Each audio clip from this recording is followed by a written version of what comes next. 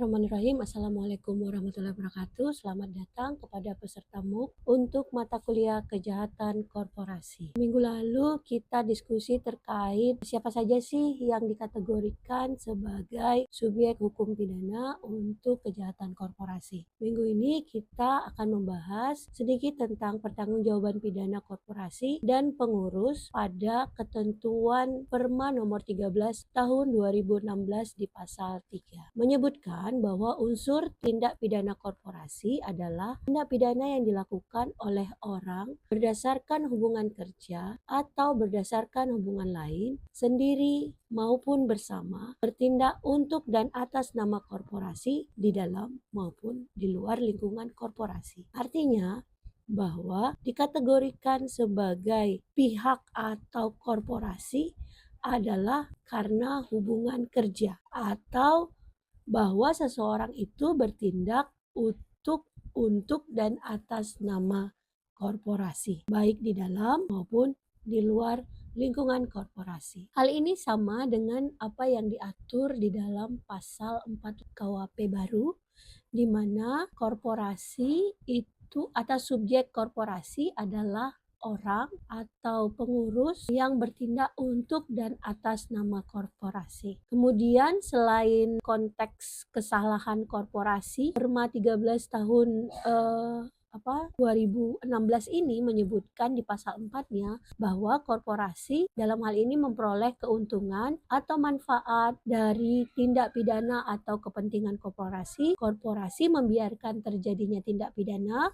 Korporasi tidak melakukan langkah-langkah yang diperlukan untuk mencegah dampak dan kepatuhan terhadap ketentuan hukum yang berlaku. Di sini kategori Strafbarvet untuk korporasi atau dikategorikan perbuatan melawan perbuatan pidana atau kesalahan yang diakibatkan oleh korporasi, karena dalam hal ini korporasi memperoleh keuntungan atau manfaat dari tindak pidana yang dia lakukan, kemudian korporasi membiarkan tindak pidana itu terjadi, korporasi tidak melakukan pencegahan terhadap tindak pidana sehingga tindak pidana itu mengakibatkan kerugian dan kemudian akan menyebabkan, dalam hal ini adalah tindak pidana atau perbuatan pidana yang dilakukan oleh korporasi. Di pasal 5-nya dalam Perma 13 2016 menyebutkan pertanggungjawaban pidana di mana seseorang atau lebih pengurus korporasi berhenti atau meninggal dunia tidak mengakibatkan hilangnya pertanggungjawaban korporasi. Jadi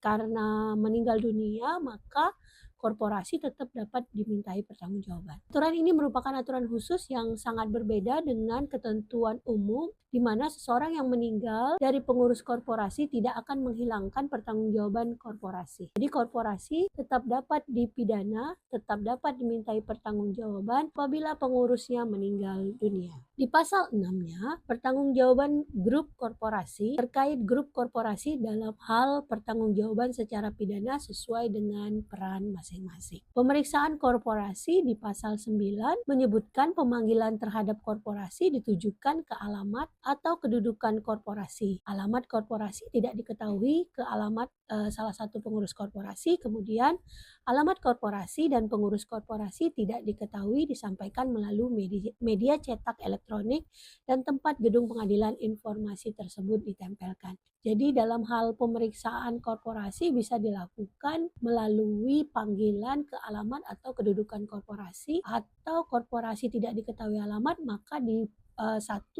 satu pengurus korporasi, alamat satu pengurus korporasi, atau kalau tidak diketahui pengurus juga, alamat korporasi juga, maka pemanggilan itu akan diinformasikan di gedung pengadilan. Di pasal 11 pada proses penyidikan di Perma 13 tahun 2016 menyebutkan bahwa pemeriksaan terhadap korporasi sebagai tersangka pada tingkat penyidikan diwakili oleh seorang pengurus. Penyidik melakukan pemeriksaan terhadap korporasi, memanggil korporasi yang diwakili pengurus dengan surat panggilan yang sah. Pengurus mewakili korporasi yang diperiksa wajib hadir. Jika tidak hadir maka tanpa alasan apapun maka akan dilakukan membawa pengurus tersebut secara paksa. Jadi ada pemanggilan secara paksa kepada pengurus apabila sudah dipanggil oleh para penyidik, kemudian diperiksa wajib hadir untuk proses penyidikan. Kemudian pasal 12 terkait surat dakwaan ini sesuai dengan KUHP, kemudian sebagaimana yang diatur di dalam pasal 143